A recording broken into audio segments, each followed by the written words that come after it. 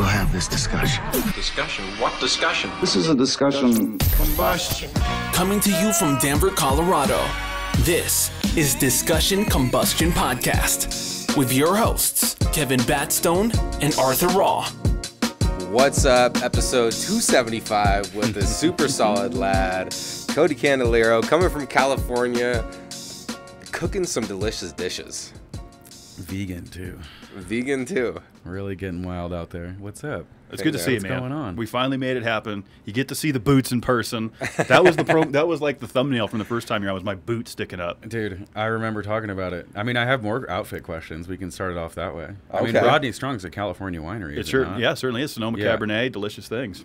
Okay, did you wear that specifically for me? No, so you probably didn't know. In my day job, I work for Southern Glazers, which is the largest distributor of wine and spirits in America. All right. I'm one of their sales consultants for here in Aurora, Colorado. Consultants. So I do some consulting. I sell some Rodney Strong and others. And so it just felt appropriate. That's tight. Second question. Are you wearing a shirt? Well, Underneath this. Wife beater, baby. No. We're rebranding that. We call those wife protectors now. Oh, wife protectors. Wife protectors. I've never heard that. Yeah. Well, that's because we're starting it. Okay. Aren't they technically called A-shirts? A-frame Tank shirt? top. It's a tank top. No, it's. It's a tank top. I'm wearing a gray protector myself right now. Wife Gray protector? protector. Yeah, Okay. yeah, I kind of like 100%. this movement. I do like Hashtag the wife protector. protector? Yeah, we don't need to call it wife beaters. No one's making rules. We're not going to go to like jail. Didn't that start with Ike Turner? I think it did start with the Tina I think Turner it did, Ike and because he was like the wife beater. Yeah, well, we can take that statue down. You know what I'm saying? Yeah. Cheers to that. And thanks for this Cheers, delicious yes. non-alcoholic Cheers. beer from your event last Saturday night, which we'll talk about here in a moment. This stuff's fantastic. And it's made out of Kernza. Yeah, which is pretty. I'm enjoying which this. is pretty I'm cool. Yeah, you enjoying got this. the alcoholic version. Yeah. The cool thing about Kernza is that it's a regenerative grain, so it's. And they use a lot less water. I learned a lot that night. Yeah, it was a really fun fucking event. It was cool, man. And as we were sitting there listening, like how we could help, it was obvious. Our piece of the puzzle is to help give a voice to these farmers and everybody that's at the event, and like have a platform to talk on and get it out there in these grits, baby. Yeah, it was good stuff. That would be huge, and that's a huge part of the the program for that event. I mean, I want to be able to bring competitions. I mean, for those of you who weren't there at the event, I hosted what I'm calling a micro festival and culinary competition, where I hosted a public event where chefs compete to make the best dish out of grits, judging panel, live music, stuff like that. But the cool part is that the guests, the patrons, they get to try the food and be a judge. So everyone got, the ability to try all the dishes, take notes and stuff like that, and actually participate in the judging. That was so much of it. fun. It's pretty freaking cool. It was. Yeah. And we got to was eat pretty it. freaking Yeah. cool. We got to eat it. That was the best part. And it just kept coming. You guys were bringing the food out. We'd see each chef come in, and then you'd like sit down with like the panel judges, right? Like the official one. Yeah. And give the presentation. That was I was trying to like sneak in and hear what was going on over there. I Yeah. wanted to see what was going on. You got some good pictures. I did get some good pictures. You of got that. some good pictures of that. It was pretty cool. There was a lot of things that made that event. I mean, it's been a baby of mine for a while. I think that, I'm a big fan of battle rap and going to those kinds of like verbal exhibitions, and I love those kinds of. Do you rap? No, I don't. I'm just a fan. Okay. I love anything that's competitive. I think I could one day. I'll get into music and stuff like that. That's on the list. But anyways, it's super tangential. But I think that food festivals are becoming so big and so popular, and the niche down that I've seen in terms of like marketing. There's so many, different specific kind of food festivals, and I'm just like, why isn't there a public competition? I love culinary competitions. I love competing in them, but I've always wished that it was something like a sports game where people can go to and see their favorite team, see their favorite people like compete. So that was pretty cool to be able to bring that to life. It's a tester of something that I have such a huge root system and plan for it, but at the same time, we got to raise awareness for regenerative farming. Yeah. And that'd be so tight. I'd love that you guys made connections that day, because it's it's really tough. The food's getting more expensive. Farming isn't talked about enough, and it's one of the highest suicide rates in terms of careers. It unfortunately makes a lot of sense. They're just kind of like the last people in the conversation. It's like chefs, we get blamed for how expensive food gets, but that goes all the way back to the farmer. Right. And it's a tough time. A lot of people forget about those guys. They're the It ones was that really worked in great. the You guys fields. were there. We were there. That was cool, man. That was really cool to be a part of something like that. And the energy in the room was great. You could tell everyone was really enjoying themselves. The fact they were trying food and commenting on it, and it was just really fun. And then the scoring was fun too, right? It was like the taste, the appearance, the grits themselves. Sick. I made those cards. Did you? Yeah, I made everything. Yeah, They made sense. all the branding and everything like that. It was even cool for the judges. There was a bunch of little things like having Cambro as a sponsor. For the prize, having all those stacks of kitchen equipment, it's like, which is like every chef loves new storing goods. It sounds nerdy, but it's like so good to have fresh containers. But aside from that, Joe Sasto, huge shout out. He was the judge on my episode of Chopped, or one of them, and he's quickly becoming like one of the new faces of like Food Network and judging and stuff like that. But he actually made a video for our judges, a custom video. So not only did the judges have like a cool scorecard of just like, hey, here's how judging can be effective. Here's tips and tricks. But Joe Sasso actually made a video. I'll send you guys where he gave all the judges like a custom like, hey, this is how I approach it. Here's my rules. Okay. Which was so tight. That's pretty cool. So there was a lot of things to that event. The rules of engagement for food judgment. Yeah. Okay. Yeah. It was tight. So you gave him like a pep talk on like the do's, the That's don'ts, cool. what to look for. Yeah. Okay. I got to be able to because I've done a lot of events, hosted all sorts of types, sizes, and stuff like that. But that's the first one I've ever done that had a competition. And I really got to not only create like an event. I'm not gonna tap my no. You know what? I'm gonna talk my shit. Yeah, no, that shit was good. It was a fucking sick event. It was not only a great event, but it was like it satisfied the idea of a competition really well. And there's a lot going into it. And also, you didn't take first place. I didn't. You didn't. He had to bring that up. We had to bring that up. Yeah. I mean, but like I was, you had my vote, bro. I was in there representing my boy, and it was Deshaun, right? DeAndre. DeAndre. Yeah, there was DeAndre, Steffi DeVita, and Joshua Olson and myself. Great chefs. They were all cool people. All super awesome. Joshua Olson, he works for Aspen Moon Farms, awesome farm. He used to be a career chef, then switched into farming full time, and was just like super ready to talk about and represent farming from a chef perspective. Oh yeah, fucking perfect. He nailed it with the overalls and everything. I was like, this dude is killing it. Yeah, that dude was awesome. I went out and shot with him in the fields on Monday, and it was so much fun. Yeah, man, he's just what a grassroots human being. Just such a dope human. I mean, yeah. I did lose. No, you came in second place. Yeah, I was a finalist. But hey, like, what's the race saying, Runner up. Well, if you're gonna take it to racing, I mean, yeah. What's the saying? Like, if you ain't first, you're last. If you're not first, you're last. That's Ricky That's Bobby what he though. said. That's Ricky Bobby. Well, is it? Okay. You know what? Not to say, because I would have been happy to lose to any of them. It's like I told them all that, and I super meant it right before, because I had to put so many hats on and off through random periods. You could feel that energy in the room. That it was like, it was like a fun competition. Oh, I was proud. It was a fun competition where people could understand that there was like a bigger movement happening. Like there was a foundation to what was going on there. Yeah. I put 001 on the trophy because there's going to be more. This is just the baby steps, and I have a vision of how it's going to work, and I have this shit blueprinted for years to come. But yeah, definitely I had to have multiple talks with myself along this journey because I'm consulting for an awesome grains company. It's like my job right now as a consultant is to bring awareness to regenerative farming and to really bring this grits company, Gruff Grains, to life. And so my idea was to bring this competition where we can have if we're going to teach people how to cook grits, because a lot of people don't know about it. Right. It's like, or they've heard about it, they've heard and don't it. Understand what it is exactly. Sure, they lived in the South and they haven't had it since. They had it at a specific spot and they miss it. And so how do I bring that to life? I wanted to just create a thing where people could come to, where you can see a bunch of different chefs approach it a bunch of different ways. The noodles is what really was interesting to me. Oh my God. The grit noodles. Yeah, Steffi. Okay, so Steffi's an animal. And I'm going to ping pong back and forth between some different topics. So corral me when you need me. Oh, no, yeah. This is what it's for. Steffi was sick. All of the chefs brought such crazy stuff to the table, and they were all threats in their own way. I went to Steffi's spot, though, and I was like, man, got a lot of pasta stuff, like sick extruders and just equipment, and her team was so dialed. I was like, I walked in there. How many people per team? Like, what are we talking about, teams?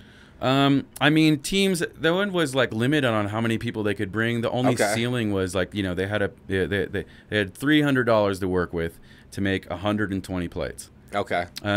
Small plates and stuff like that. Yeah. So there was no rules. They could do dessert, whatever. They can, and I let people just play around as much as they could. But when I walked in there to deliver the grits, because I hand delivered all the grits to everyone when I got here. Okay, that's fun. I met people from her team. They're showing me around. She wasn't there that day, but they were like, "Oh yeah, we've been talking about this all week." And I was like, "Oh shit!" And they showed me her kit and just like how the restaurant was gorgeous and super locked in. And I was like, I texted her. I was like, "Man, thank God this wasn't a pasta competition." Oh yeah, no, that was good. And she was pulled good. up. That was good It's pasta. super inventive. It was Yeah, super, it was. super I was not smart. expecting. She's an that those executive were made chef grits. of where? Bardo. Bardo. Okay. We're gonna have to go there. You We will. absolutely Yeah. should. Yeah, Let me we're know gonna when go. you guys go in. Yeah, I Yeah. just filmed with her on Tuesday for an event, a wine dinner event they did. What a fun restaurant, man. Yeah, we're gonna have to check it out. Damn, you've They been on all film. brought such great stuff to the table. It was was. so much fun. It was. The thing that was tough for me was, like I was saying earlier, I had to have conversations with myself of like, hey, you know, we're our end goal is like we're creating this thing for Gruff Grains. We're going to come up with this plan to bring grits into the forefront and to help bring this awesome farm as like, you know, the spokespeople for it. How do we do that? Creating this event, I was like, so much fun. I get to finally create a competition, this thing I've been working on for so long. But I knew going into it, I was like, running the event, filming the event, That's and a lot. competing the event That's a are lot. 3 different hats. I can only confidently wear one, and I can pay attention to the second one, but someone's going to slip. Yeah. And so I definitely went into it with not a lot of prep. Where was like your biggest slip? Because from an outsider looking in, it looked like a smooth event, right? So did. like nothing was noticed. That hat stayed on. So nothing was noticed. That hat stayed on. Okay. So what do you feel like was your area? I just didn't get to have your time area to of weakness? compete. I didn't get to, and I'm Okay. proud of the dish that I did. But I was going at it from completely a show perspective. You know, I made a vegan dish because I knew everyone was going to do a protein heavy one, and I'm like, for the show design, we need something that's going to be, you know, a different, like a real variable to the control. And so going into it, I just knew I'm not going to have a lot of time. And I just ended up having to sacrifice time making sure that the infrastructure of the event was solid. And so I started like, I didn't even come up with my dish until the night before. That's what you were saying. Yeah. And then I was prepping it for like maybe like 5 hours the day of. It was good. I'm proud of it. that was so that was proud the of first it. one that we tried. We tried that one first because that was the first to hit the table, I think. Doing a vegan dish for grits is tough because people People- expect a lot. People Yeah. were ravenous. People were definitely Like ravenous. like you had to like have some intent to make sure that you got. I mean, the second that you those had enough, the yeah. plates hit the table, they were gone. I mean, you were like racing in to grab them. So that's the only part of the event that was kind of. Initially, I had a couple cooks lined up to help support all the chefs, but they bailed last minute, and it was so hard to find new chefs or anybody that was interested, like from a line cook prep perspective. So all the chefs ended up having plating their dish, and we were good at the beginning because we started plating, and then we were doing groups of 12. Yeah. And they weren't taking them at first, so we were starting to stock up. Okay. A little bit. But then they made an announcement that they didn't tell me about, and then they were just like, please go take the food. And so everyone just all of a sudden was like, clicked in, and then we were behind. Oh, yeah. Oh, It yeah. got pretty crowded But over whatever. You know what? At the end of the No day, one noticed that. Well, and no one you even know noticed what? that. True. In terms Yeah. of the show design, I'm not necessarily disappointed if people have to wait to get their competition dish. I created a grazing table and Yeah. stuff like that, full of a bunch of like amazing Oh, farm yeah. ingredients No, that and was stuff like great. that. Like if you needed little snacks, you can Yeah. get it. The purpose is like you get to. So I think in the future, it's just gonna, you know, we're 120 tickets. It's like the ceiling of it this time. When we get like 1,000, and we're doing an actual food festival, and we got people that understand the branding and marketing, and they're like, I'm here to like, I want to try these dishes. And there's like 16 chefs or something like that. Well, then do you It's just gonna be like set up different. different booths for the chef? Like each chef has their own booth, and then people come up to come try it, and then that way they're not like rushing to plate all this stuff. They're kind of doing it individually almost. Oh yeah, no. You know? So like the idea in the future is so. I don't know if that's the best way to do it or not. Well, here's the rough vision. So I mean, I think that. What's your favorite sport? NASCAR. NASCAR? Yours? NASCAR. So I don't know how it works with NASCAR then. So if it was like football, like, you know, at the end of the year, there's the Super Bowl. Right. You got the World Cup. You got stuff like that. There's brackets. There's a season to follow. There at the end of the year, you know who won. Yeah. And that's what I really want to create. That's what I think what a lot of like major food competitions are missing, is that it's kind of fast fashion sometimes, because it's always new faces. It's really rare that you have someone that rises to the top, and even people that win these shows just kind of fade into the distance. That's a good point. Yeah. And what I want to create is more shelf life. I want to give people a space where they can flourish, you know, where people can get jerseys made, you know, whatever, like, you know, numbers, teams, that kind of thing. I want that not necessarily like merchandising space, but marketing space. I want it to have that life force. And so picture the event that I just did now as seeding. So these events are going to continue to happen, and Grit Together champions are made. And then, you know, let's say there's like 3 or 4 down the line.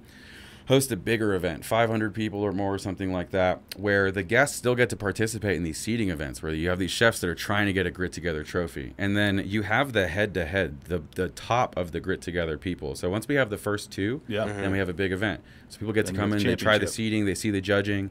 That person gets announced as a Grit Together, like one of the next ones. And then it's a live competition versus the 2 top Grit Together champs, where the people don't get to try it, but they get to watch them compete in a mystery basket challenge, where the judges that just judged all the other stuff judge that situation. So it's like a final feature. Like, I just see it as a headliner. I definitely see. Now, is that something you would pitch to like Food Network, or take it to like a stream service or something? So, yeah, in theory, maybe, Show or business. I just fucking keep it on my own. So it depends.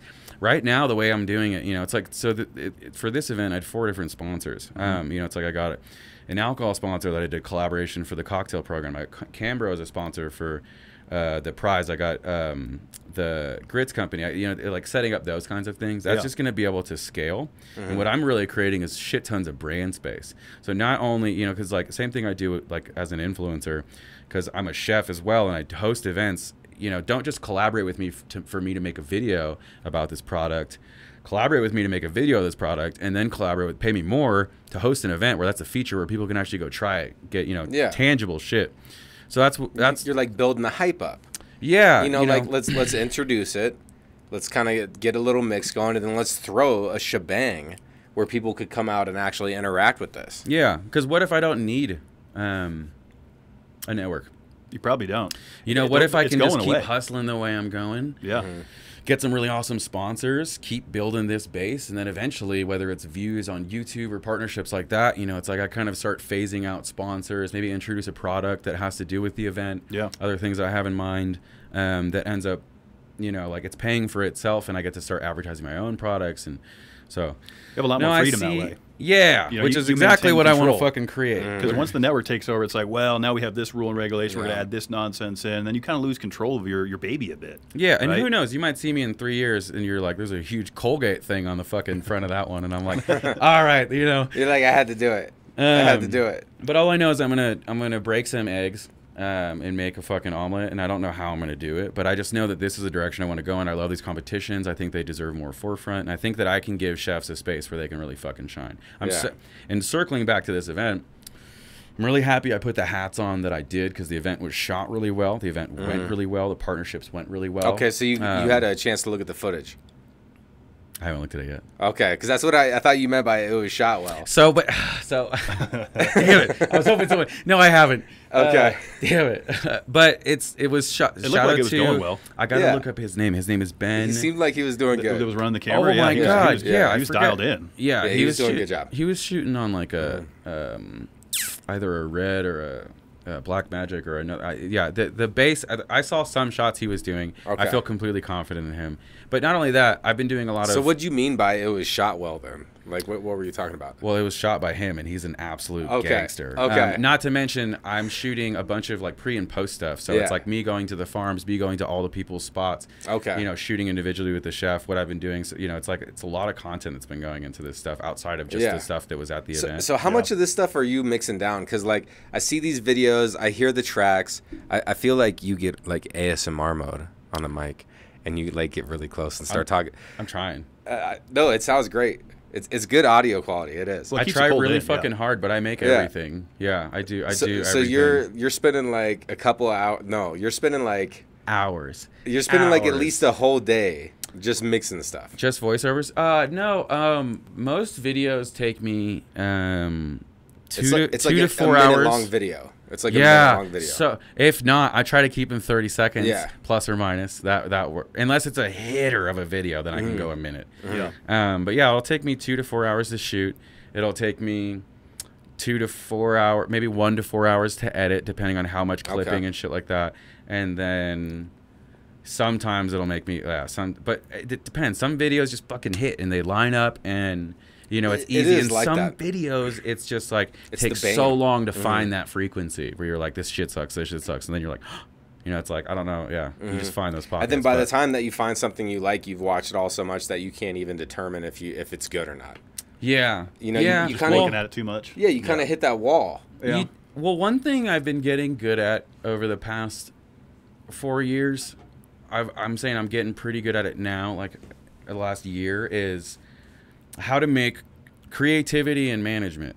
So how do I say this? So, you know, like creative jobs, there's a lot of times, I was going to say people, there's a lot of times where you're like, ugh, I just don't feel inspired right now. Yeah. I don't have the fucking Where's the mojo. muse? I don't Yeah. have this. And when I work in creative fields, like I have to find quantifiable ways to be able to work through non-creative times. You know, it's like I can lean on like, oh, I don't have inspiration, I don't have this, and it's like, no, I have to find a formulaic way to manage and create creativity. So it's like that's something that I'm pretty good at, is I find ways to make it a job. I don't make excuses around finding the right whimsy or right emotion or something like that. Like I just find the systems. So that's one thing that helps me a lot with that kind of stuff. Because if I can't create out of love, then fuck yeah. But sometimes the most part, 80% of the time, I'm creating out of structure. Yeah. That makes sense. I mean, does. and just staying on a system a little bit. Like, you know, it's creative time. It's time to sit down. We're going to do some editing. We just shot this video. You know, you get in that zone, almost like it's a part of your calendar, right? Yeah. I mean, that's how I Which have is to tough, because like I don't know which side of the brain is which, but like I gel more with creative tasks. I can do that no matter how my brain's functioning. Whereas the administrative stuff, which is similar to like editing, because it's just like clipping footage is just like Tedious. writing emails to me. It's just, you know, it's fucking work. It's hard for my brain to go from creative to that and taking those hats off. So I have to streamline it, or else I'm so fucking slow. Yeah. It's like baking for me. Like baking, following baking recipes. I'm so bad at reading. I'll look at them and just take so long to just do like one measurement at a time. But once I've seen it, then I Yeah. can do it over and over again. That makes sense. Repetition's the mother of skill kind of thing, right? Hell yeah. The Yeah. more we do it, the easier it gets, you know? Well, because do you guys think that people are just like naturally talented at stuff? I think there's a little bit of that. Like, I see There like is a little 5-year-olds bit. that'll pick up a guitar and just start ripping like Jimi Hendrix. You Yeah. know? And it's like, whoa. I think some people are put into environments that really like shape them, and I also think that maybe there is some skill leaning stuff where people's brains are just gonna like, you know, the plus or minus is there. But I do think that, like, do you ever get, what am I trying to say here? You ever get bothered when people tell you like compliment you about what you do, and they're like, you're so lucky you found your fucking thing. You know, you're so fortunate you did your thing, Yeah. and then you guys are like, I almost fucking gave this up. I worked so hard Yeah. to do this. And like I feel like people like the road to hell is paved with good intentions. Like a lot of people say shit like that because they're trying to compliment you. Well, and they just see you where you're at. Yeah. They don't know, like, The journey. like where I'm at now. Arthur Raw today. If you'd have met me 5 years ago, I was like a completely different person, you know. And like people see me for who I am today, and like to kind of go into what you're talking about as well. Like if you're gonna pursue something that you love, you're gonna have to do some things you don't want to do to continue to make that happen. Yeah. And that's like a self-sacrifice, and you make that sacrifice over and over again for like the love of something else. Because that's just how the cookie crumbles in life, is to actually get stuff done and do it right. You just have to buckle down and do things that you don't want to do sometimes. 100%. You got a full send. But once you own Yeah. that, and then you have the routine, like what you're talking about, and you're just doing it, then all of a sudden, like, you took the thought process and the complacent conscious thought process of like, oh, I don't need to do that right now, or it doesn't matter that much. No one's really watching, or I don't know. People don't really care. Like, there's so much of that negative naysay self-talk that almost discourages you when you are already feeling discouraged. Because at some point when you're chasing a dream, you're going to feel discouraged. Hell yeah. And so, like, it's part of the journey. Ideally, there's a lot of layers to it. Yeah, you rarely learn from doing something right. It's like you really find those lessons in the fucking failures. True. Taking trenches in the taking grenades in the trenches, as they say. 100%. I mean, yes. That's. Do you chuck it back? Do you chuck it back? Do you sit on it? Do you try to, what do you do with it? Yeah. And I guess you just gotta full send it. You gotta own it. Hopefully that last one thrown at me was a dud. Hopefully it was a dud. But it's easy to get into like that box checking mode. I know for me personally, I mean, this will be the first I've said this on the air, but I was pretty close to done with this whole show. But it's pulled me back in. I'm ready. That's I'm ready to say. go. I'm ready. I'm ready to keep going. It's fucking tough chasing dreams, man. It is, and life people happens. don't understand. Like, sometimes it's going good, but sometimes it's not. It's a lot of fucking work. It just pulls at you. There's a lot that goes into it. And so for me, I got into a box checking mode. I showed up. I did the show. I got lazy on social media with it. Yeah. And then it's like now I'm not really giving it my 100%. I got to either be in it or I'm not. Right? It's go all the way or stay home. Well, and it's tough sometimes because it's a lot of work to give yourself the power of moving forward. And sometimes it's like checking your ego because you want someone to tell you, yeah, what you're doing is really hard and it fucking sucks. And you want someone to be like, you deserve a fucking break. But it's always in those moments where I'm the most tired. They do help. They fucking do. Yeah. Sometimes you got to give them to yourself. And for me, it's like sometimes the big reminder sometimes is when I'm absolutely most broken. It's like, sure, you deserve a nap. You absolutely deserve a nap. You're so tired. The race is not done, and although you have nothing left, you have to go harder. And those are those moments. Like, I mean, I've almost quit so many times, so many different, and I've switched careers a couple different times. And there's definitely been a bunch of times where it's always those moments where I'm like, I want to give up so fucking bad right now, and I don't feel like I have anything in me. And it's just the conversations with yourself of just like, you can't do it. But you know that you're being a bitch. 100%. Sometimes it's literally that. Sometimes it's literally that. Sometimes shit sucks, but sometimes you're being fucking pussy. Yeah. And you got to call yourself out on it, I think. Hell yeah. Hold yourself accountable. I'm constantly fighting myself on that because when you're constantly trying to pursue, like, you want to, like, have, and it's good to, like, have a day where you do nothing. Yeah. Like, I feel like having a day of doing nothing is actually being productive. I'm productively relaxing and protecting recouping. yourself. Yeah. Yeah. So the protectors. The wife protectors. Wife 100%. protectors. Hashtag WPs. 100%. Don't steal that idea. I'm working on it. Wife protectors. Shout out to Foley. We'll endorse that over here. It's huge. No, but that self-talk is huge, man. And like the projects in which we spend our time, it's important.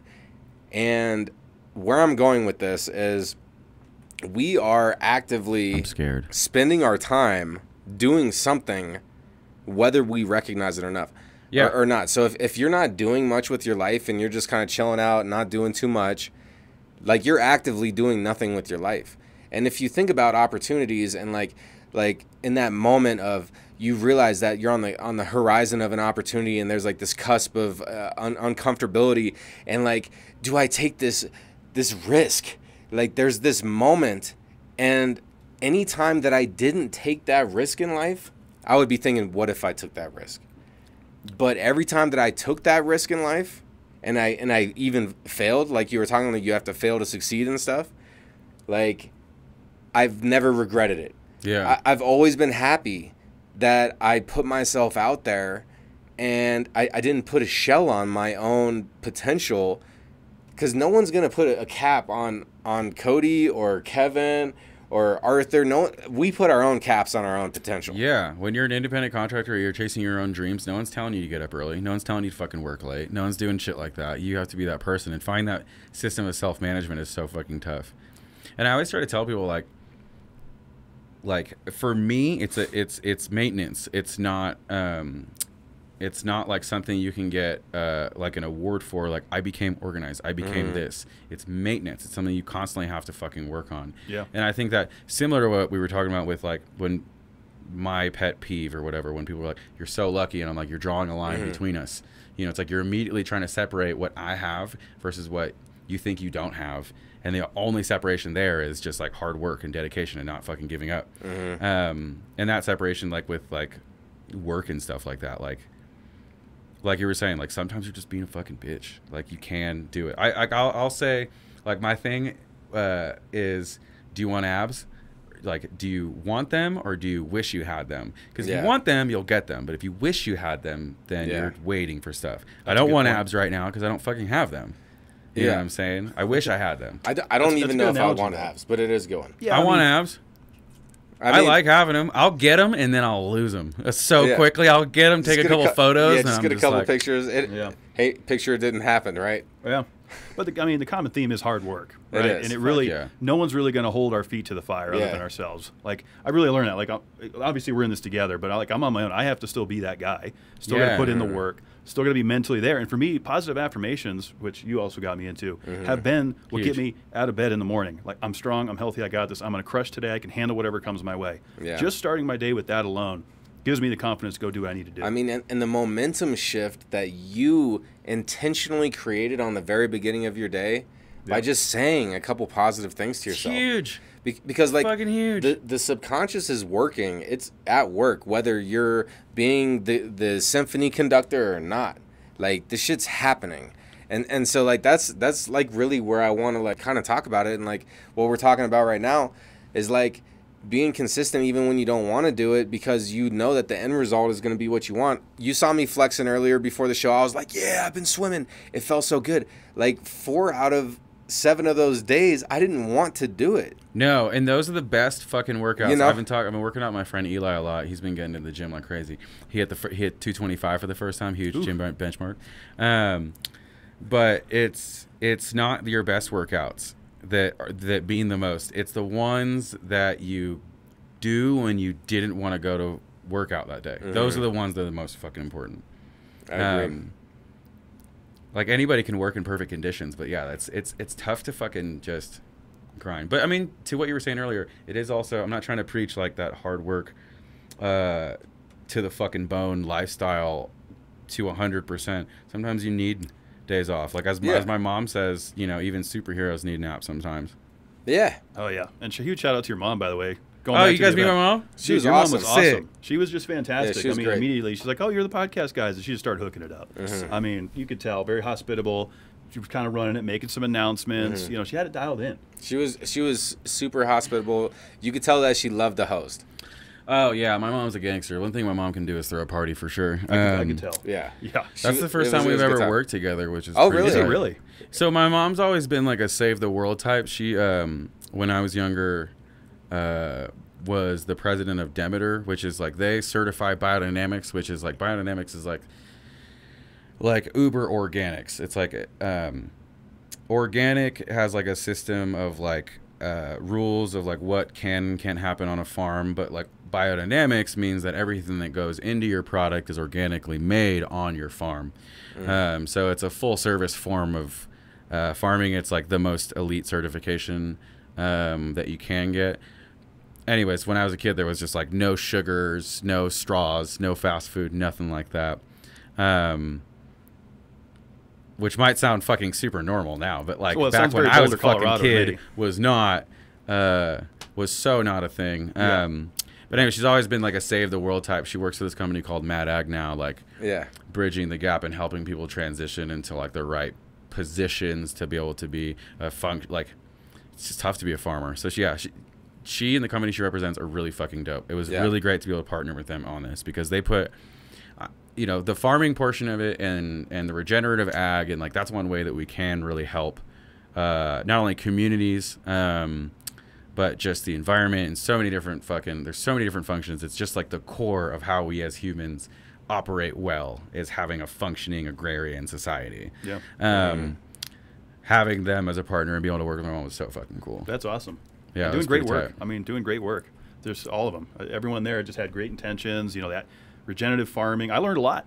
You know, in a short time. How was it as a guest? Yeah, I didn't get to spend much time out there. The guest experience was fun, right? Yeah. I mean, obviously there wasn't any pressure on us. We were just hanging out, having fun. You know, everyone was super nice. We were getting fed. We were having good conversations. We were networking. How are the cocktails?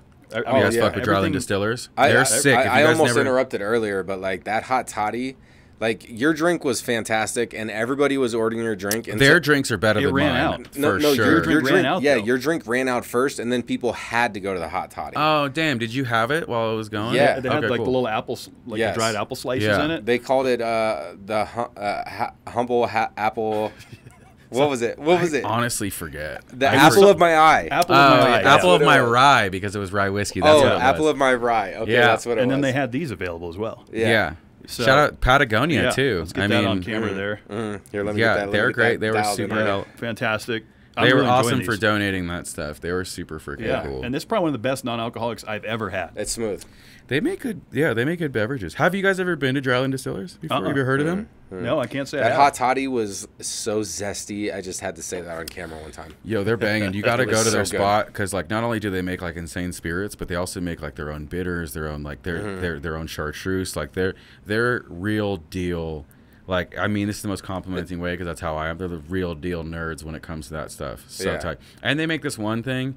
They're like, I'm like, why don't people in America try to make fucking things like tequila and stuff like that? They're Well, we making can't call something. it tequila. No, but you can call it whatever you want and Agave-based still try spirit. to do it. Yeah. You know, it's Yeah. like there's so many different forms of agriculture here. Yeah. We have deserts. We have like all the microclimates that we could do. test stuff out. Why don't people do it? Not that we don't want to pay homage and stuff like that, but anyways, they make got a point. something It that's is. similar to a mezcal out of cactus fruits, which is sick. It's fucking genius. Anyways, There's a lot you can do. Like, have you ever had Sotol? Like Texas Sotol? hell yeah. Which Yeah. is, it's similar to the agave plant, and again, they can't call it tequila unless it comes out of Jalisco, Mexico. Sure. Right, but to your point, there's a lot of agave-based spirits that are taken off now.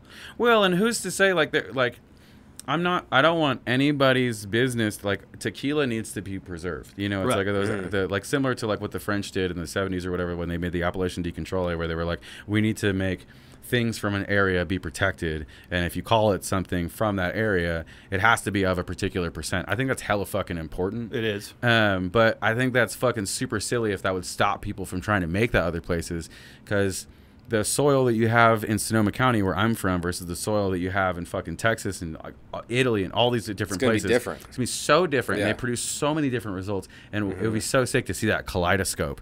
You know, would. kind of like, because who knows? There Yeah. might be a Yeah. tequila based thing that gets made in some weird spot like Canada or some dry ass area where, you know, like. Anyways, There's definitely a market for it. I mean, I see a I'm lot for of expansion. Yeah, I'm about it. You know, like you go back in the early '90s, like O'Doul's was one of the first non-alcs to hit the market in like Yeah. '93. Like the PGA was a big sponsor, but that was it. Like non-alc drinks, there's like Clean Co tequila now. There's like, you know, alcohol-free bourbons. That whole sober Yeah. market now is huge. It's hard to make though, isn't it? Like all this non-alcoholic stuff. So is see, like, hard is such a shitty excuse for that stuff, though, because it's like I feel like it might have been hard, but not now. Like, there's so Yeah. many people that do it well. there's so more it's like, steps. Maybe there's more steps is a better way to say it. Yeah, probably You one know. more. Yeah. No, I'm kidding. Maybe it's way more hard than I'm making it out to be. But You're like, I've yeah, just you had just people remove the alcohol. Yeah, just take it out. Just cook it out. Well, No, yeah. and I Cook it remember out. having some non-alcoholic spirits and trying to do programs with them like 6 years ago, and the tequila was just like awful. Just not. It's not there. Fucking. It felt missing. Felt watery. It felt like Yeah. The bourbon wasn't much better. It just kind of tasted like American oak water, fun. basically. Yeah. You know. Now it's like there's stuff. There's that's more meat super to tight. it, right? And then like in the prosecco market, you have like alcohol-free wines and alcohol-removed wines, right? So those are two different processes. The way that they make them, like for proseccos, they go all the way with an Italian wine and then take the alcohol out, which I understand is more difficult than making it alcohol-free. I don't know. There's a lot of nuts and bolts to it, but the good news People is figure stuff out. Yeah, Isn't that that's it. cool? Oh That's the my cool god, we part. just do stuff. Humans are really cool creatures. Pretty Yeah. rad. We're kind of fucked up Yeah. sometimes, Oh, we're but I'm not definitely going to fucked blame up. it. We're definitely fucked up, but we're cool as but well. we do make some pretty Yeah. freaking cool stuff. yeah, the is. innovation's great. I do kind of feel like technology could take a break. I feel like as Oh my gosh. like a world, we could be like We need it. outside of medicine, Yeah. no more technological advancements. for the So what next do you 4 think about years. this? I already told this to you, Kev, off mic. But okay, so this was a thing that I saw on the internet recently. It was like, so when Matrix was released in 1999, Yeah. they were saying that they kept replaying that part for the Matrix because that was the pinnacle of human existence. That was like the best part. And then he's sitting there thinking like, well, all this cool stuff happened in the last 20 years. And then he's like thinking again, he's like, well, maybe it was the best part back then.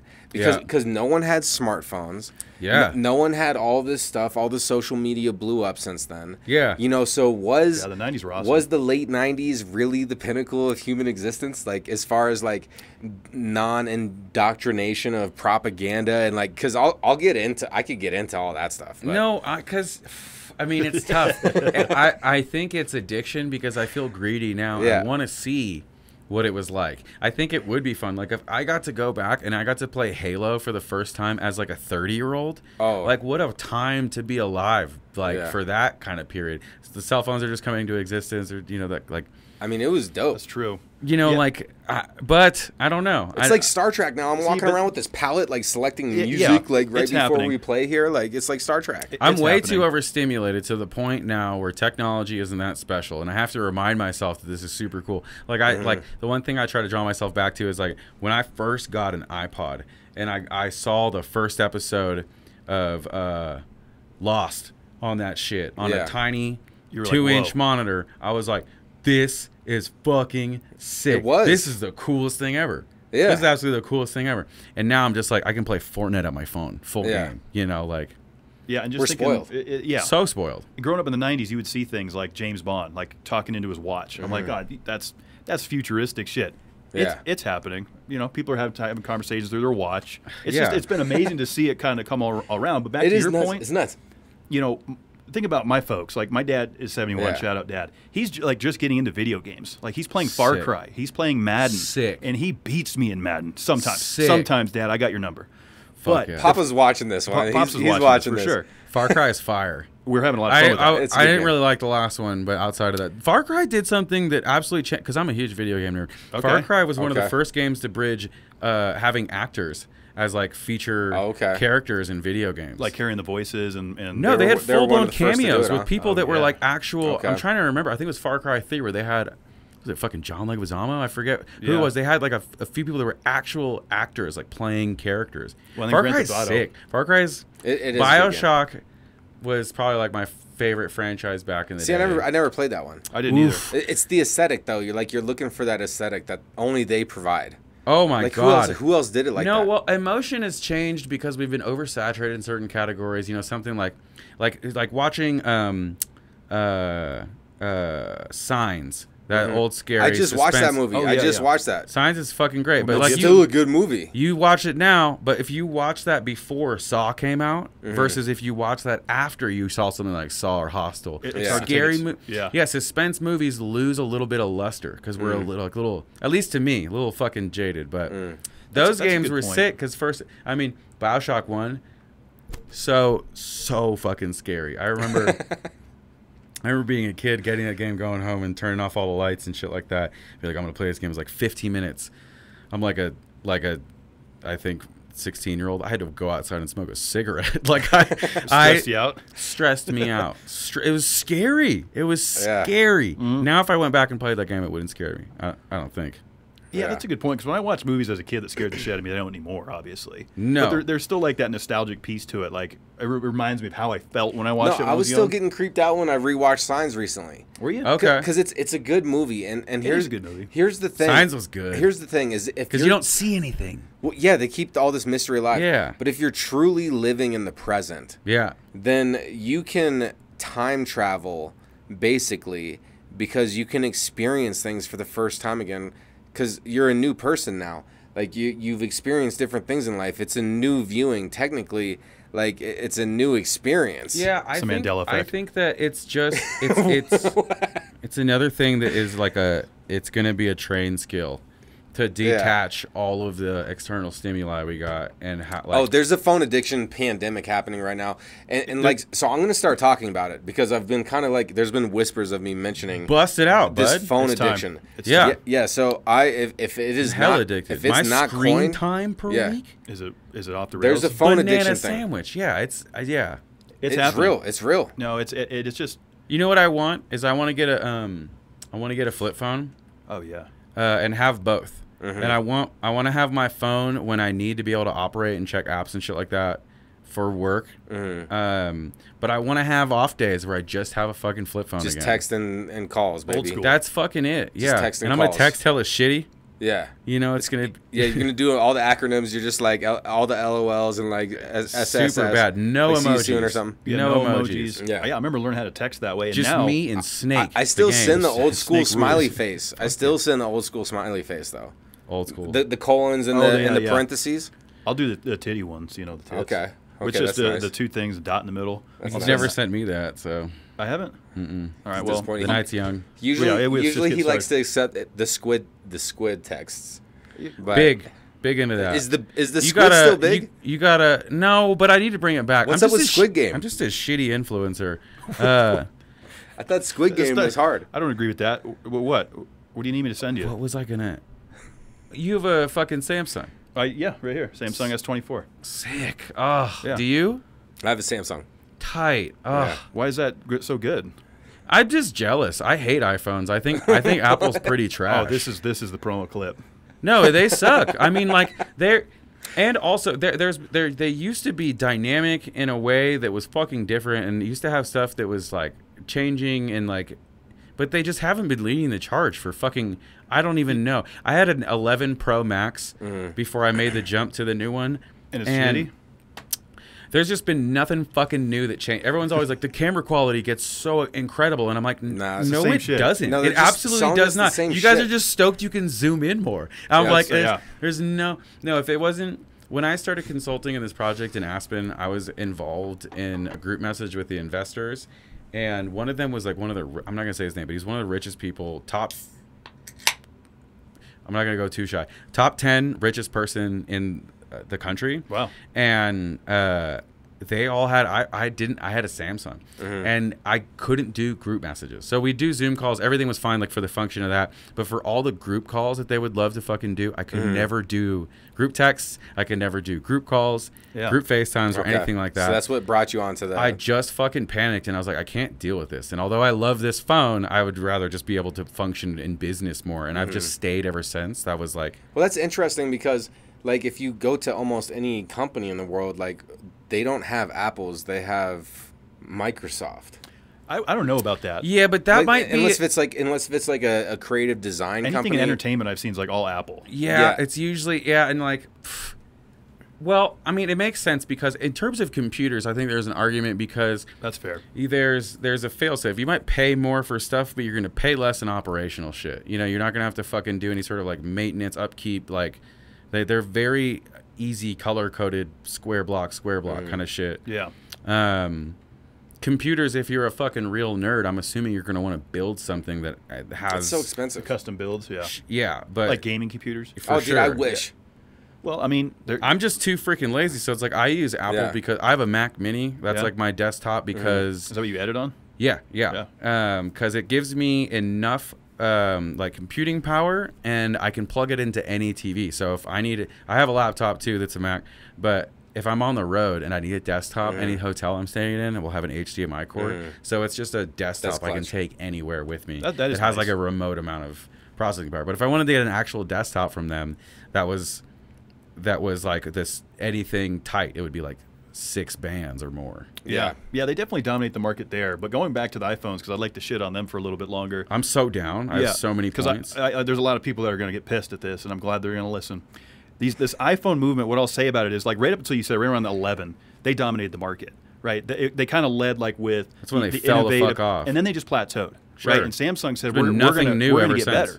better. Samsung brought RCS messaging way before Apple did, and now Apple's just adopting it. So anytime I'm texting back and forth with an Apple person, they blame me, of course. They're like, "Oh, it's your shitty Android." No, It's you like, just no. listened to a company that basically made racism in terms of phone text message colors. They were just like, yeah, how could we fucking make a color differentiation that's going to make people think less of other people? They're like, let's just make their bubbles green. I'm just like, it's if you Yeah, think I think that's that a good Apple point, phones actually. are You know what he's talking better. about? A little bit. Okay. Yeah, and not only that, Not but too they much, like though. get fucking sued for shit, and then they Wait, just so they just admit so they're fault. they're like picking what color. Yeah, like the your way the text text message dots bubble roll, was? like when someone's texting. Yeah, right? the And fact you that couldn't pick was your one of own? the most genius marketing things ever was that they just made Samsung text I never messages even- could come in blue. There's Yeah. no mechanism that's just like their code is like, oh, we have to make this Oh, green. so you can customize your own. No. Whenever a Samsung messages a fucking Okay. iPhone, it comes in fucking green, as opposed to when it comes in from an iPhone, So they it make it comes seem in like, blue. oh, it's So a green text. Oh, right? So they just I understand so it now. could have. Mark. There's I no. understand now. There's no, but as I understand it, I could be wrong. Okay. There might be a techie person that could be like, "Hey, he's Someone's fucking probably wrong." yelling But at their TV right now. From what Yeah. I fucking read, they literally just make it impossible for all other operating systems to message, The send connectability pictures. sucks. They just do everything like that to make it fucking Yeah, different. They make it they're a difficult. proprietary company. I just don't like it. And here's the thing about Apple that I will say is The thing, I got more. I got Let's more, go. too. no, but I'm not going to shit on them here. Like, I will. I feel like they have a very good product, but they own their own like software and hardware, so they're completely inclusive. Oh, they're genius. Which makes it difficult Super to genius. like, you know, have the cross compatibility, right? So I've always thought that could improve. But one thing I will say that's negative, and I'm sure Apple wasn't the only company that did this, but like intentionally putting out updates that made performance worse on your device. And then getting sued Mm-hmm. for that. We've all heard about this. Admitting or being found liable for that, Mm-hmm. and then the only repercussion is that they have to pay fines. That blows my mind. They just Like- admitted that we're gonna do it, and they had to pay pennies. And then no one gave a shit anymore. Yeah. no, and then you know what? It's one of my annoyances too is that when people don't when they're like. People who have iPhones that are super diehard, like, yeah, whatever, this is my sports team. When they're like, yeah, fuck Samsung. I'm like, it's not even just Samsung. You're getting dusted by so many other companies. Google, Yeah, Motorola. the Pixel. I was like, like everything that is, yeah, they just don't want to fucking change. They But- turned it into like a Ford Chevy battle, almost. Sure. Well, the thing that they did was make a lot of things convenient and then protect that shit, which is like, granted, iPhones work really well with each other. They but do. Whatever. And Like, they market it well. But like the fact that you have to have the exclusive charger, right? Samsung's a little bit more universal. so Like any pissed off. USB-C, They change them will all fit the it, fucking time. right? All the time. It's so annoying. They have their own little pieces and shit you got to plug in. Oh, sorry, you can't use my headset with that. You're gonna have to get the Apple one. You know, from a marketing Yeah, that's perspective, fucked up. they're brilliant because they protect it. It's like this is Apple's world, but Samsung is more like, hey, you have this USB-C, hey, that works. Hey, everyone's welcome at the Samsung party. Apple's like only the elites. That's how it feels anyway. Does Sony have a phone? They have to, I think. Yeah, they. Let's- I, Do I've, they? I've Let's owned a look. Let's Sony look. phone in the past. Check that out, because dude, if have one in the Sony, past. because Yeah, if I let's could pull play that up. PlayStation They games have on one. a fucking Sony phone, I'd be there all day. Yeah, Sony has a phone. They call it the Xperia 1V. I think I might have heard that. 256 gigabytes, 5G phone goes for $1,000. So just like everything So yeah, else. it basically. looks like that. No, that's I, what I, I had a Sony phone back in the day, and I used to like pull up the whole web browser and stuff and log into work like through a Chrome, and it looked like a PC on there. It was legit. Yeah, Yeah. not Is bad. this a bad time to say that I have to pee? No. We can it's- edit that part out. No, it's the perfect Oh time. no, we keep that in, baby. Yeah, It's the perfect go time. Just ahead. get up. Yeah. Well, Mr. Beast would say that. We'll go in shifts. I'll go when next. People fucking click out is anytime someone says that someone has to pee. Where do I? Is that what he does? So you're just I gonna. don't know. He said that in an interview. You'll- So that's a huge click out point metric wise, and if people include that. Oh, Well, we'll keep interesting. it. He's getting sued. Is You it? just take a right look tough. and then another right, and it'll be right down the right. I could see that being a click out point. Like someone's like, I gotta go piss, and then like the people who are listening, If they're it's like, a one-on-one, they're like, maybe. I gotta pee too. If it's a one-on-one interview, then that makes sense because then it Yeah. would just be you sitting here or me sitting here by myself. Well, yeah. I mean, But- what are you gonna talk about at that point? We've been in this scenario before. You know, bathroom calls and you got to go answer it. But it's a great conversation so far. It's cool to have Cody Oh in yeah. here.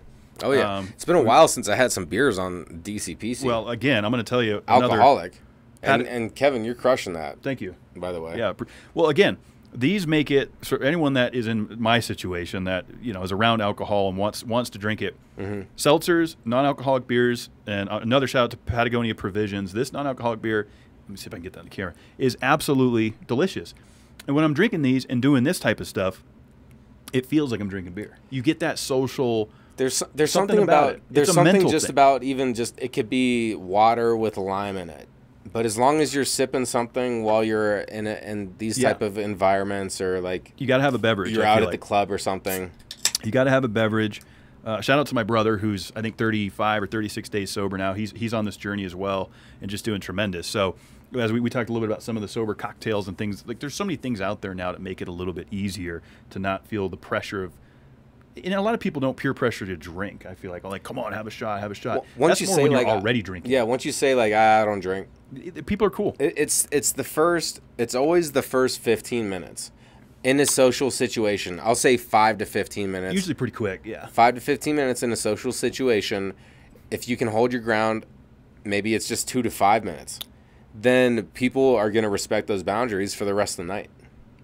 For the most part, yeah. And I think, especially as you get to be my age, you know, when you're 21, it's probably not as cool. But I don't know. I talked to a lot of the younger crew that does really not drinking much. And the youngins aren't drinking like we used to drink back in the day. That's what I'm saying. Like, Cody's re-entered the room. They do a bunch of fucking pills and shit like that. Yeah, they're just not drinking like we used to drink. That's what's been interesting in being in the market that I'm in, is seeing the trends change a little bit. Yeah. And so folks that become drinking age now, they don't go to alcohol. They're going to either marijuana, they're going to mushrooms, they're going to other psychedelics. Like the younger party generation is so different. Like I grew up kind of old school in the backwoods, beer drinking, cigarette smoking, pot. Like that was what we did. That was the basics, baby. You know, that's just. I mean, honestly, the basics, like that's where it's at. Back to basics, yeah. It's all about the basics. Like I was addicted to the pills. Environment. Yeah, I was addicted to the pills and all this other shit. Like I gave all that up. Like all the Adderall, the cocaine, and like all that's just not worth it anymore. Well, to quote Theo Von, you can't even do cocaine anymore. It's trash. They still make good stuff, but it's just like at what cost? And I'm like to the point now where like hangovers are different. How old are you? I'm 32. Okay, nice. I only got 3 years on you. We're close in age. Yeah, and they're not like, I think that like literally the moment I turned 30, I had like some of the worst hangovers ever. Like it was like literally like the fucking day. Same. I wonder if that was a psychosomatic thing. So, like I overthought it. I wonder if it was. Yeah, like I don't know what it was, but I still like doing stuff from time to time. You know, it's just more so like I don't have the. I partied really hard when I was younger. Like when I was a kid. Got it out. Fuck yeah! I mean, I just learned a lot. I would say I don't know if I got it out, but I learned about stuff pretty quickly. You know, I think that's good though. Yeah, I mean, in the Bay Area, there's just like so many things that became popular, and it was like the Silk Road of like all substances. So like when like ecstasy, like pressed ecstasy pills, like thizzles as they are known. The thizzles. Yeah, 100%. Acid mushrooms, you know, TC compounds, like all that kind of stuff was just like people just did that shit in high school. Right. It was just something that was like around. Yeah. Yeah. And especially the people. And I grew up in a household that was kind of weird. Like my parents got divorced when I was 7, but my dad worked for the Grateful Dead for 35 years. Oh wow. And so I like grew up in a household where like they weren't like, they'd be like, maybe don't do it, but they weren't like, they'd be like, I did it. You know, they were around. Like my dad met Jerry Garcia when he was like a kid in a bar when they were starting a band called the Warlocks. So he was with them from like the fucking jump. Damn. As a kid, as like a little kid runaway. Cool. Yeah, he's got a crazy foot. Well, I'm not really cool, or not saying I'm not cool. Me and my dad aren't close. But he has definitely one of the coolest fucking stories ever. That's a cool story. Sure. To be, you know, one of the deadheads, so to speak. Right? Isn't that what they called like their? Or was that their fan base? Yeah, for sure. Huh. And he never necessarily like. I don't even know if he ever like really enjoyed the music too much, but he really fucked with like Jerry and the vibe and that whole. And he did a lot of hard work, but that's not everyone can say that. I mean, not everyone growing up around rock and roll. Stories. I mean, that just does something. Any rock and roller we've ever had on or talked to that's lived that life, they all got stories for days. Oh yeah. Well, especially at that time period, because like rock stars weren't codified or commodified at that point, and like, you know, like the Beatles were fucking huge, but the Grateful Dead did something that no other bands did. You know, it's like not only did they do tours, but they started merchandising. It was my dad's idea to start Grateful Dead merchandising.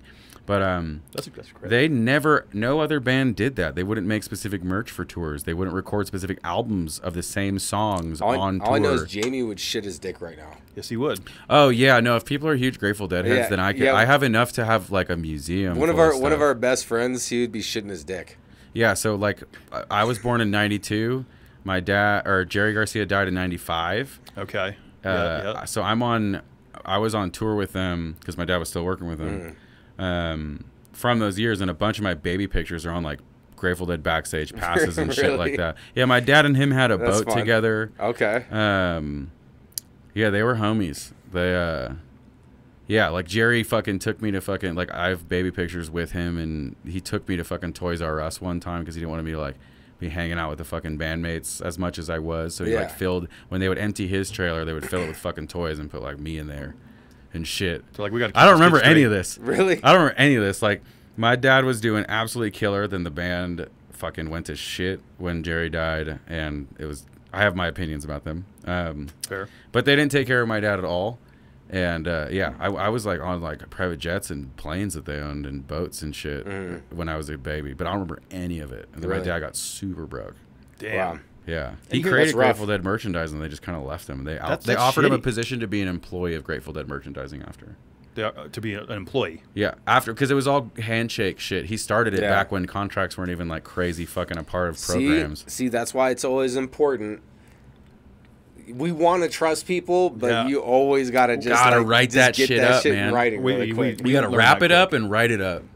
Wrap it up, write it up. It's tough to wrap it up, especially in show business. You got it though. It's tough to wrap it up. You got it though. Oh yeah. Well, if wrapping it up's like taking a shower with your socks on. I mean, if we're gonna go down that rabbit hole, but I think the point I'm trying to make is, signing contracts is crucial in a lot of situations, especially when also. Oh, sorry. I'm just saying, music, the entertainment business. So many people get fucked over. They do. Like many. I hear more fucked over stories than I do. Like, oh, dude, it was awesome. We got everything we wanted.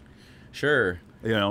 So it's a tough thing to learn, on the road to riches. Yeah, how many people just like sign those 360 deals and stuff like that? I don't think I could do that. Bait and switch tactics are illegal when you sell cars, but for some reason there's different industries where like there's gray areas. You could just run it how you want. Well, because who's coming for them? You know what I'm saying? It's like, that's true. I mean, everything comes to light eventually. It's like industry by industry. Everything gets purified. The karma thing, like if people are like, karma's huge. If people are just doing wrong and they know that they're ripping people off constantly, like you could be way richer than I am, but I feel like my quality of life and existence far surpasses that of a selfish person. Even if they're much richer than I am. Yeah, you'll get yours. You know what I'm saying? Like, that's how I see it. It all comes around. Just I like to think of stuff like once you make a decision for something, like a firm decision, then you think about time as a non-linear concept, as a hippie as that sounds. No, but it is non-linear.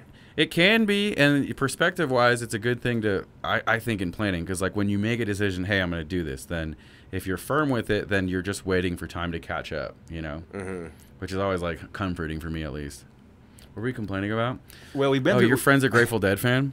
Oh yeah, he'd be so fucking pissed. I wanted to talk about. I got a drug story culture, for him. Drug culture. That's where we started. In America, went off the rails with condoms. And how like it's not as big in like other nations and other countries. Yeah. Like in Europe, I'm sure drug culture is bigger, but like I honestly don't know. And also, I think racism is like almost more of an American thing.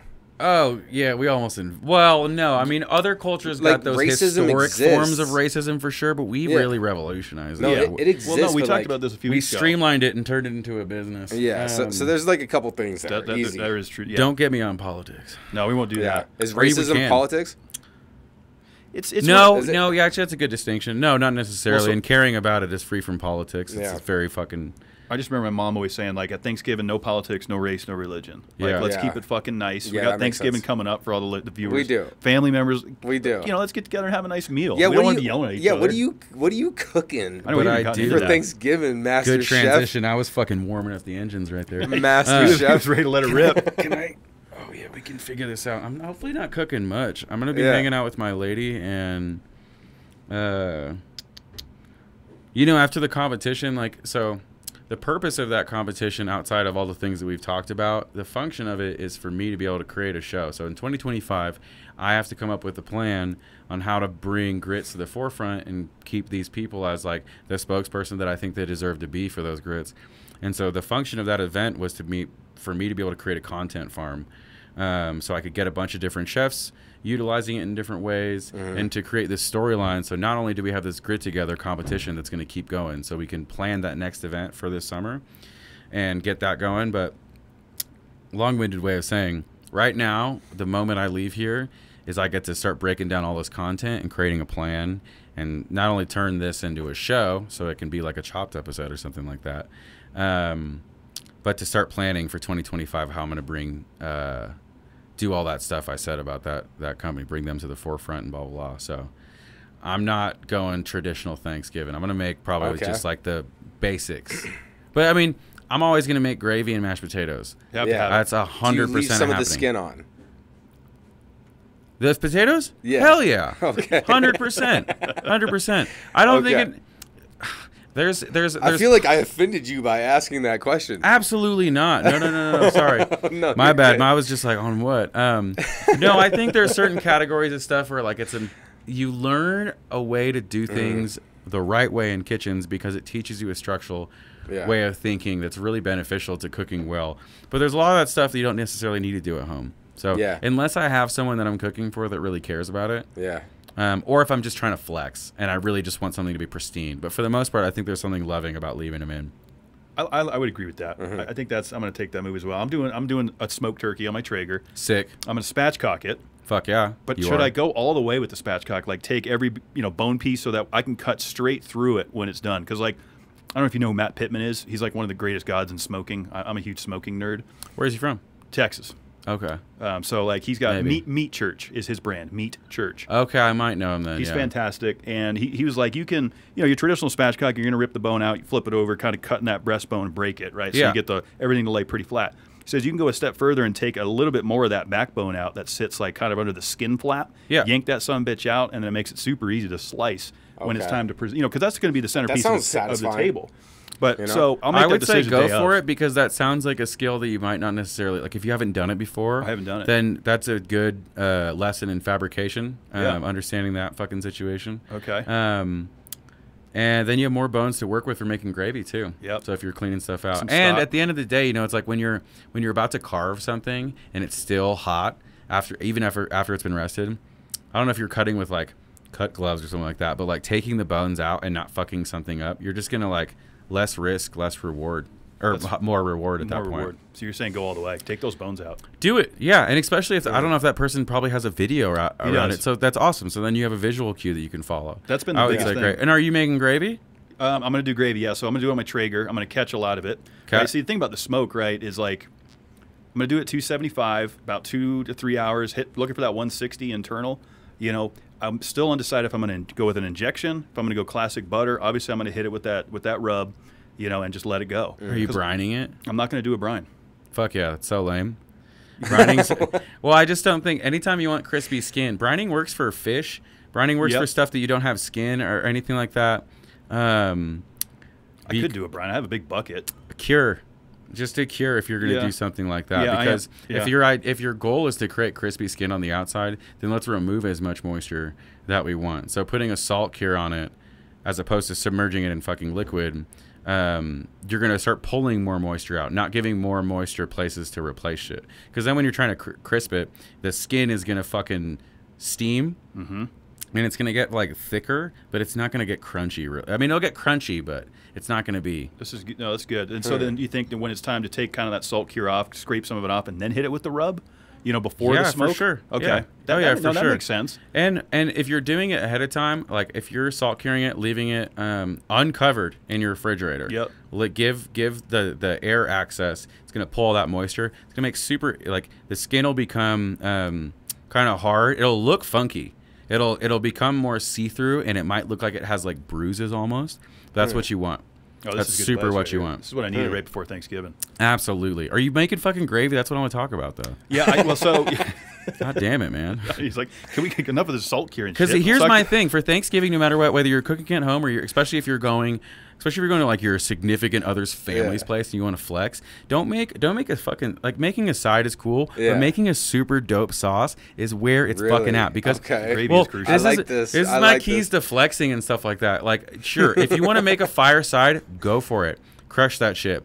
But if you make a really fire sauce, then no matter what people are eating, they could be eating someone's stuffing that they made. Great hammer stuffing. But they're putting the sauce on it, and they're thinking about that shit the whole time. That's true. So you have plates. I have to people like, you got more of that gravy? They're like, always 100. Everyone's always asking, like, the gravy always runs out. 100% You got more of that gravy. What are we doing for it? Well, I'm going to have to do gravy now, Cody. You're going to have to do I'm gravy. going to have to tighten up here. Yeah. And go gravy, baby. Wow. The gravy's going to have to be on point. So here's the thing. You're going to need those bones after spatchcocking. I'm only cooking for me and my parents, right? It's not a massive crowd. It's just the three of us. Cool. So that's making gravy. We're making gravy. And the good news there is because like I'm thinking bigger crowds, good chance we're going to run out of gravy. I think with 3, we got to go with it, and there's going to be enough of it.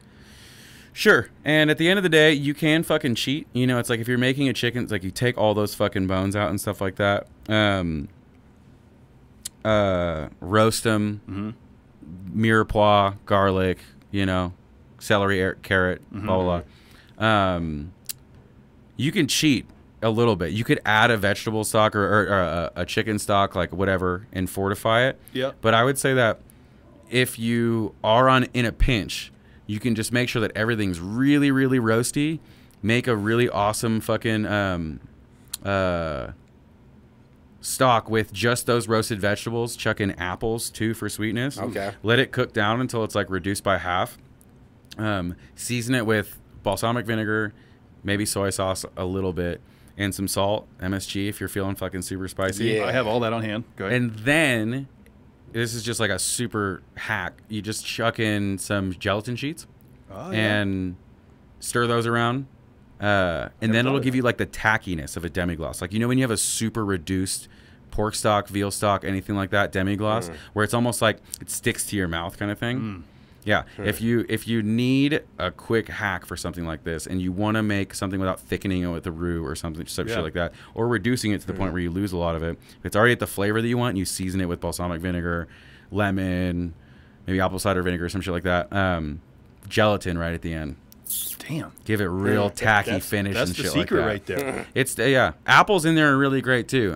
Like chuck in fucking apples. whole apples with celery and onions and stuff like that. Damn. Heater. There's a good chance I'll be listening to this Thursday morning. Use this as your use this as your guide. Yeah, also, for sure. I'm This serious. is recorded, yes. I'm serious. well, and think the next thing when you're cooking, when you're trying to make flavored liquids, think about how things taste when you chew them. So a bay leaf, hard, dried herbs and stuff like that. You chew those. You can chew those forever, and you're always going to get flavor. So those can go in the stock in the beginning. All dried, hard herbs and stuff like that. Vegetables, next level of softness, you get flavor when you chew them, but after a little bit, they'll start to be fleeting. So those can cook for an hour, 2, 3, somewhere right there before they start to get really out of there. But where this conversation goes is into soft herbs. A lot of people will put parsley, thyme, fresh stuff like that in the beginning. When you smell that in the household, that's all that stuff leaving. Oh yeah. So if you're losing gonna the flavor, finish it with herbs. Interesting. You're gonna finish that shit with herbs. So that way, I've always felt like that. Right when you take it off heat, you chuck that shit in, and you're basically making a tea. Okay. damn. Okay, I like that. The pressure's going to be on because now you're going to want to follow up for me on Thursday or 100% whenever. Yeah. Yeah. Yeah, All right. I mean, just make a good gravy. You're good. You got it. Just gravy's super important. You got all those bones. Well, I've got the coach over here, so I'm going to watch this back, listen to it back. We're Yeah. good to go. Let's go. Yeah. I'm ready for No, that. Kevin's cooking journey has been such an awesome journey to watch. It all started with the Where are these cooking videos at? It all started. So there is a couple cooking with Kev videos out there. There They're is a not, couple. I started dabbling with them, and Yeah. it really for me, Art. You probably you remember when we had Chef Corey on this Yeah. the Hell's Kitchen season that you were on is when I started to be like, I want to try to cook things. Hate that bitch. She's the one that inspired you? Well, She did. that I'm time kidding. I frame. love her. that time frame is Yeah. when I was like, I want to start trying to do this, and just fucking around in the kitchen because I was never any good at it.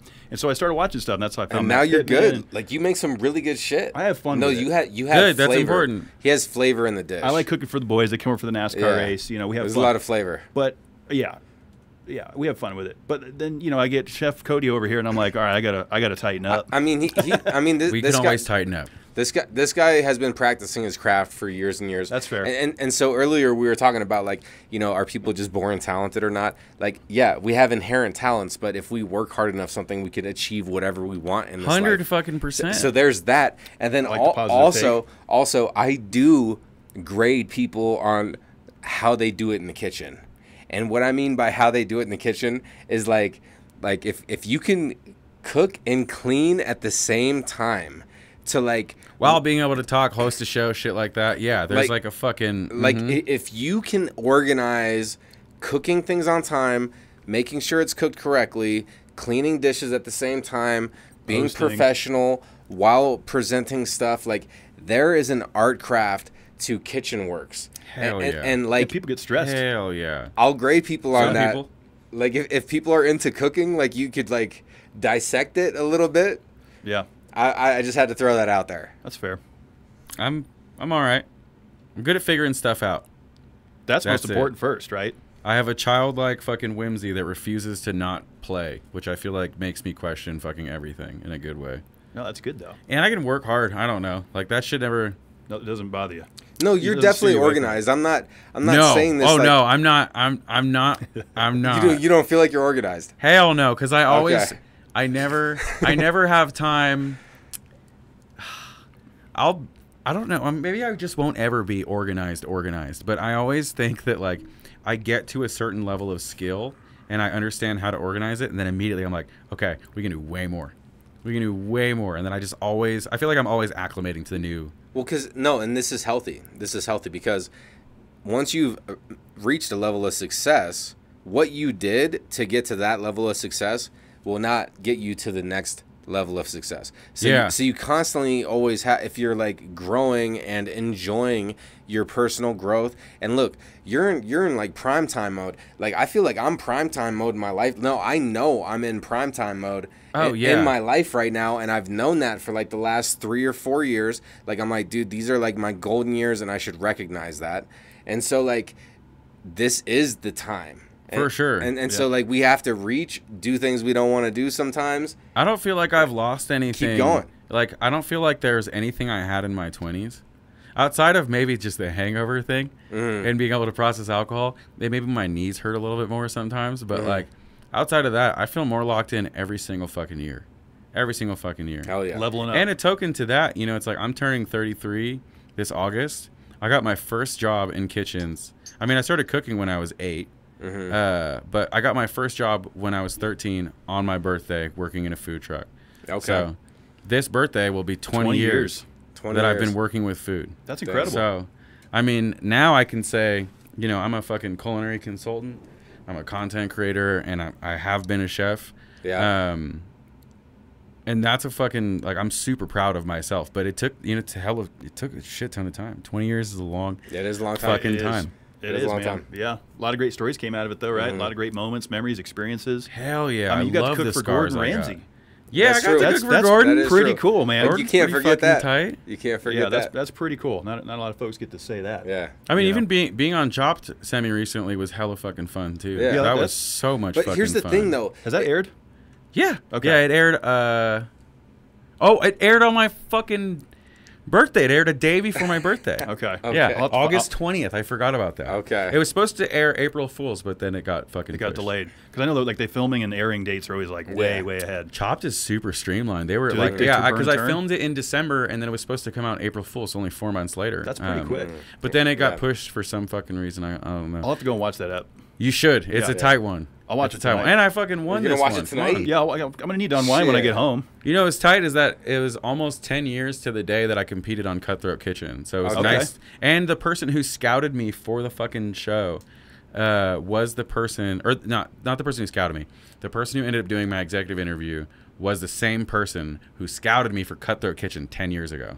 Okay. Same person. She pulled up a picture from my my original interview. Okay. It was tight. Yeah, That's pretty cool. Yeah. It was meant to and be. now I'm undefeated on the Food Network, which is nice. Oh, 'Cause are you? Hell yeah, 2 for 2. Let's go. That's pretty badass, too. Fuck yeah. Let's go. So, yeah, when he tells you a gravy recipe, you're going to listen. You're going to take notes. I can make gravy. That's for damn sure. Yeah. And I can make it quickly.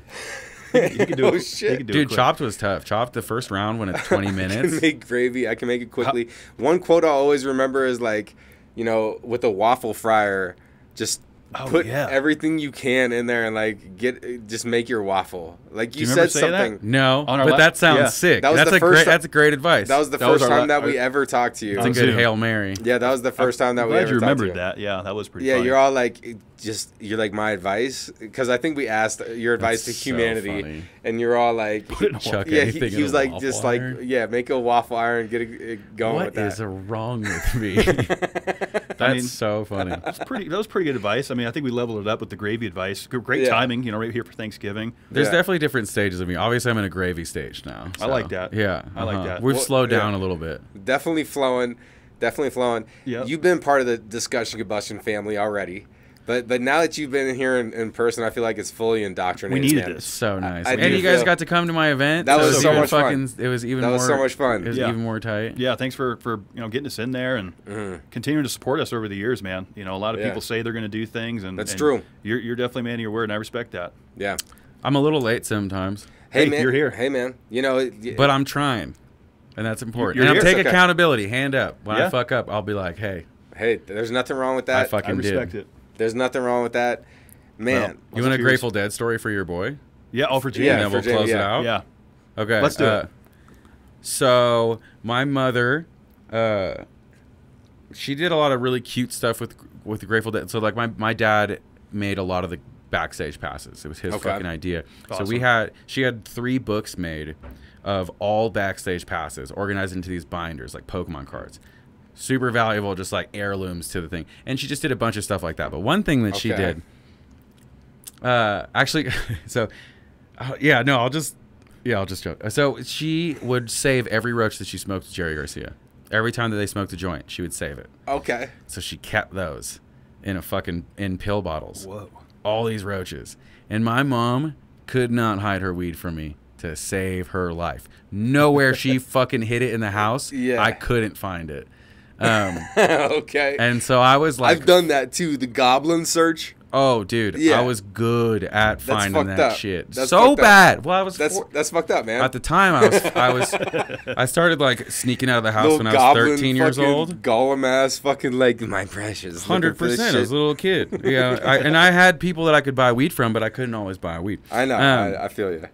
I started like sneaking out of the house when I was 13, and we'd like sneak on top of the roof of the high school. And by like 14, 15, I found like this one bag that had like the coolest like old bubblers and like shit like that in there, and these pill jars full of fucking roaches. And so me and my friends would just like sneak out and smoke all these fucking roaches on the fucking roof of the high school. Just get baked. Dude, they worked. They were real hitters too. Really? Oh my god, yeah, we got I don't know if it was just. I mean, they could have been like Aging like a wine. rolling it in cocaine. It could have been like that kind of resin. Not like I haven't done that before. You know Could what have I'm been. Like for sure. Who knows what was in those J's? Me in high school, I've definitely done a few things that I shouldn't have. But anyways, we fucking torqued those, and there was like 3 full. And I remember the one of the most disappointed my mom's ever been in anything that I've done was that for sure. When she found that out, she was so disappointed. She's like, not only did you steal my weed, but you stole my memories. And I was like, oh, that hurts. Mother. I felt that one. oh, she said that she told me this whole plan. She made me sit down, and she talked to me through the whole plan that she had for like the party. She was going to throw a big Lebowski party where she was going to put those joints out and smoke them with all of her friends for her like 60th birthday or something like that. Wow. And you fucked What it a up for her. piece! What a piece! And me and my friends just smoked them on the roof of the high school. Hey, I don't know if that's a good story or not. different- but No, pretty that's a good good story. story. That's a good story. Yeah. that's I an mean- heirloom that we just smoked. That was Yeah. so we didn't even appreciate it too. You're just like, hey, it's free weed. Let's get stoned. Yeah. No, and I have a bunch of friends that are huge deadheads. None of the people I was with were. So nobody It was- gave a shit. Where They the didn't weed give a came shit. I from. told them about it. They're like, "Oh, that's cool." If I told, oh my god, like my friend Brett, the guy who made the trophy for the Grit Together, if If you would have, he'd be fucking. If he hears this, if he'd he be could pissed. if he could He have doesn't ripped know one this? of those J's. Oh, he would have bought it for so much Yeah. money. Yeah, those yeah. Those would have gone for some money, huh? Probably gone for some fucking But- money. Yeah, Now you know, so mom doesn't get to smoke them on her 60th. tough. All of them. It's too bad. You did Tough. all of them. Oh, they're gone. Oh man. Damn, every single one. Gone. Up in smoke. Yeah. Well, I'm it makes for a great story now, but sorry, mom. Sorry, mom. Yeah. it is a good I'll story. make it up to you somehow. It is a good story. Yeah, thanks for sharing that. Awesome podcast. Great podcast. This one was a banger. No, Cody, we always knew that we had some good energy. The event had the best energy, It's good to finally be here. best chefs. Yeah. Definitely everybody out there, support the grit movement. Hell yeah. This is a versatile, delicious food that you can have. It's so versatile. There's so many different ways to prepare grit. There's amazing farmers out there doing great work to have sustainable products that really, really help out with environmental movements and sustainability. So Yeah. definitely get with the grit movement. It's great to see support of local farmers and people pushing toward this stuff. And we're going to have them on the show. You know, Absolutely. We're gonna keep getting them moving. on. Please, yes. Shout out to Steffi DeVita, Joshua Olson, and DeAndre Smith. They'd all be great additions. We'll get them on. They're all fucking super great people. Yeah, and shout out to Gruff Grains. Gruff Grains. Matt Ag, my Matt partner Ag. in the event. get all Dryland the plugs. Distillers, Cambro for going all there. Yes. Getting all the plugs in. Might as well drop all your socials, everything you want, Cody. Yeah, anybody who's interested in... actually, I have some fun plans for early 2025. I'm going to be releasing my Patreon, which is not only going to be a lot of how-to recipes and teaching people how to cook, but I'm also going to start opening up my consulting techniques, and anybody who's interested in branding themselves as a chef, getting out there. If you don't know how to reach out to brands, manage clients, just any way to document yourself and communicate your prices, anything like that. I'm going to be starting to teach courses on how people can make more money with their talents. No, definitely will be a big help for people, for sure. Yeah. I want to, and it's coaching. It's not it's not something where I'm like trying to sell people get rich quick schemes.